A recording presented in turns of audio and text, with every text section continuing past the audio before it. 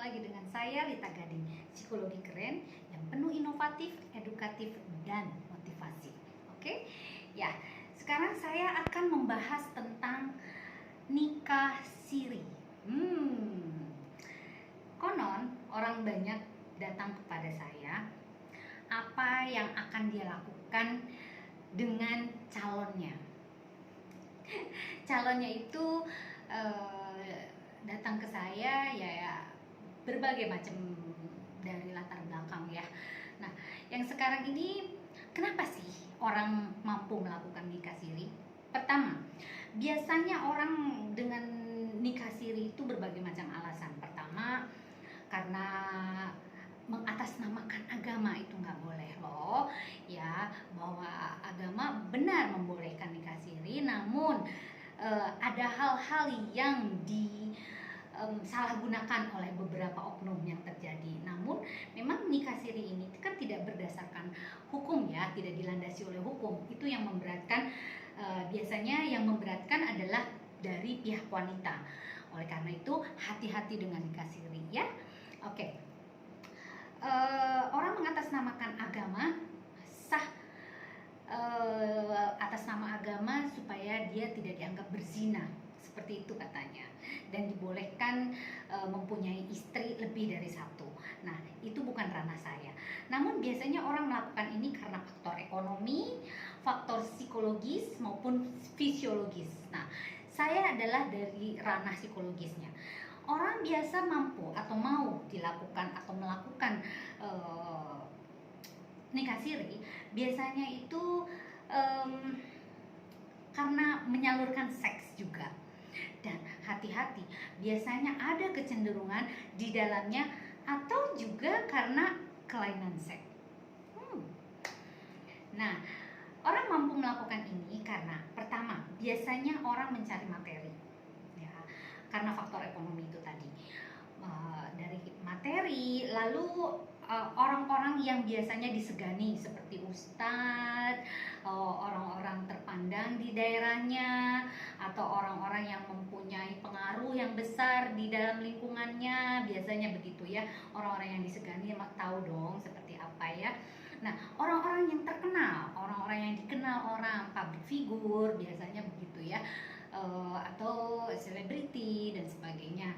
Nah, karena dia merasa idola, merasa suka, merasa ngefans. Nah, dia tanpa tanding aling-aling ya dia mau dan mampu dilakukan atau melakukan nikah siri tersebut ya. Atau orang-orang yang punya kekuasaan. Nah, orang-orang yang punya kekuasaan itu biasanya seperti pejabat ya, pejabat pemerintah atau pejabat-pejabat teras lainnya gitu ya, yang dia biasanya ujung-ujungnya duit juga sih. Nah, atau karakter orang ya, atau orang-orangnya tersendiri yaitu seperti egois, dia memikirkan dirinya sendiri dan dia juga hanya mementingkan kenikmatan semata atau bersikap semau gue, ya udah suka-suka saya mau dan mampu, kenapa tidak. Nah, itu kadang ada kala orang punya sifat seperti itu ya.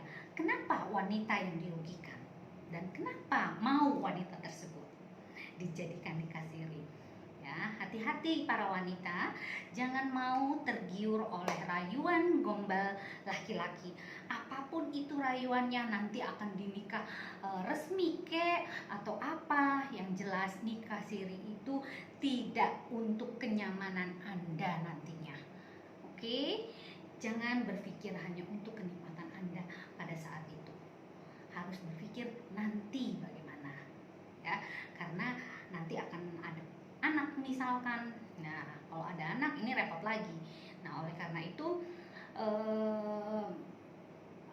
anak juga faktor yang harus kita pikirkan, karena anak nanti tidak punya akte kelahiran, nanti juga kita tidak ada akte nikah, lalu nanti ada diskriminasi dan pembiaran. Nah, tidak ada tanggung jawab dari laki-lakinya dan mengabaikan kita sebagai wanita. Oleh karena itu, jangan sekali-kali mengatasnamakan agama tapi membiarkan tanggung jawab. Nah, hati-hati, jangan atau mengabaikan tanggung jawab ya.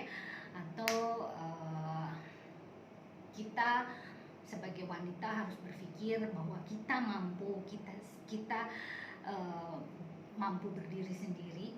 Tanpa laki-laki pun seharusnya kita harus bisa memberikan keyakinan terhadap laki-laki bahwa pernikahan yang secara resmi, karena kita adalah negara hukum, lakukanlah pernikahan secara resmi agar kita semua tidak dirugikan. Oke?